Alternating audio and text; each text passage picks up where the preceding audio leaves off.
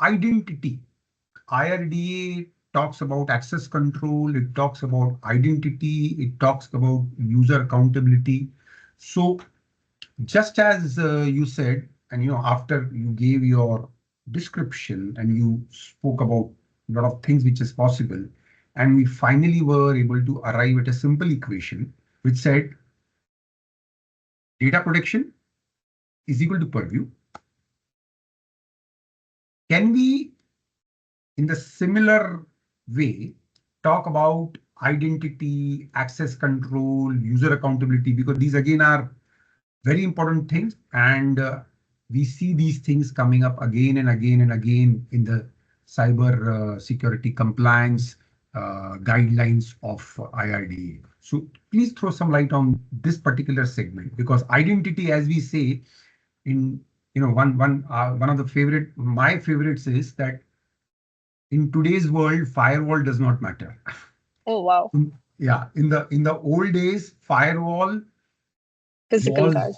was your guard, because you went to the office and the firewall would guard you inside the office from all attacks and all kind of bad stuff.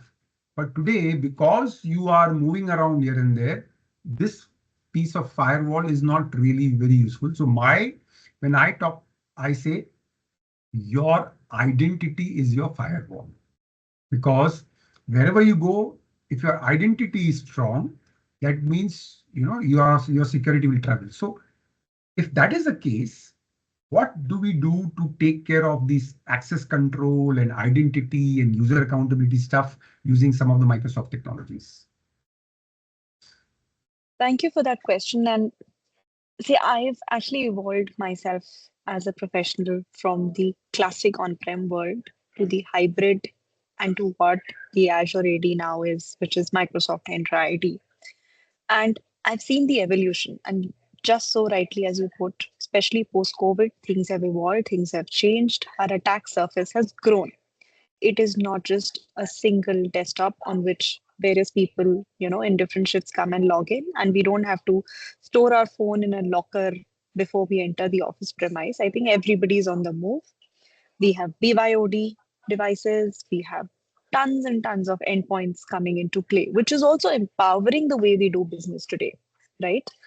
So precisely here is where Microsoft Entra ID plays a central role in helping ensure that the identity, the access, and the security across all these systems, be it cloud, be it on prem, be it third party platform, all of them can be managed on a single platform.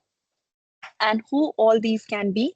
They can be your employees, they can be agents, which is truly the case in 2025. They can be your partners.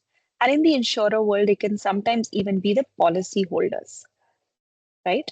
So the single identity platform which Microsoft offers is Microsoft Entra.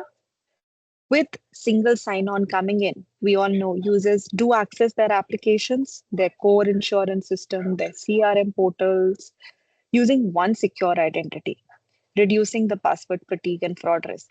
But what Azure AD gets in, or the Entra ID gets in, is strengthening the security using the Zero Trust framework, which is the multi-factor authentication flowing in, the conditional access coming into play, and the risk-based access control. These all features that I talk about ensure that the sensitive systems like your claim platform or policy admin systems are only and only accessed by your verified users under safe conditions. And that's what matters in the insurance world, right? You're handling a large distributed agent network, then this is very, very valuable and vulnerable from an attacker point of view. Along with all this platform that I spoke about and the security guardrail it brings in, another important thing which we should not miss is the identity governance feature, right? Which is going to help the insurer community to manage the JLM process, which is very particularly vulnerable sweet spot. So ensuring that the right people have the right access at the right time, no more and no less. If it's an admin, why does the privilege or that access have to be there 365 by 24 by 7? An admin would probably log into a crown jewel machine to do an action for hardly an hour or 2 hours, or maybe 8 hours max. So, the automated provisioning here that I'm talking about from an identity governance perspective would reduce the error, would prevent an unused account from becoming a security risk. And finally, the identity protection. Very easily put, it's plain simple English. It's continuously monitoring for any suspicious sign ins, any compromised accounts. And along the journey, it's helping the organization, specifically the insurance organization, meet the regulatory expectation around access control and incident readiness.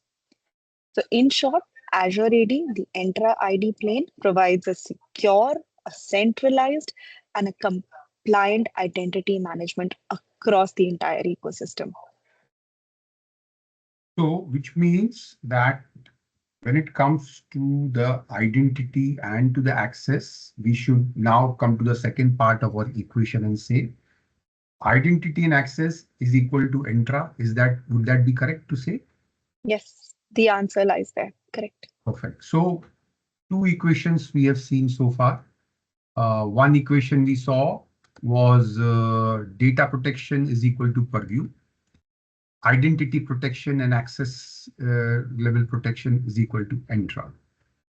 And one other thing which was mentioned by you was about zero trust. So there's something very interesting.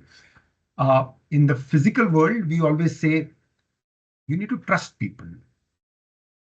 But when you come to the digital world, you say don't trust anyone.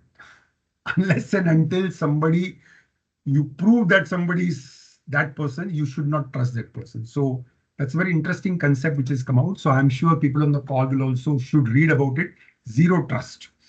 Zero trust is a IT kind of a technology term. Yeah, modern cybersecurity approach. Yeah, we are saying no.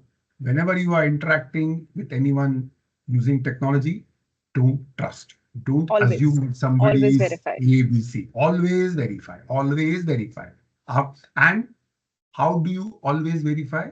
By very simple things, by having a very strong Entra deployment, so that if you have a proper Entra deployment, your identity is secure and it will be fine. So that's some other, I think, key takeaway which we should have here about our discussions here.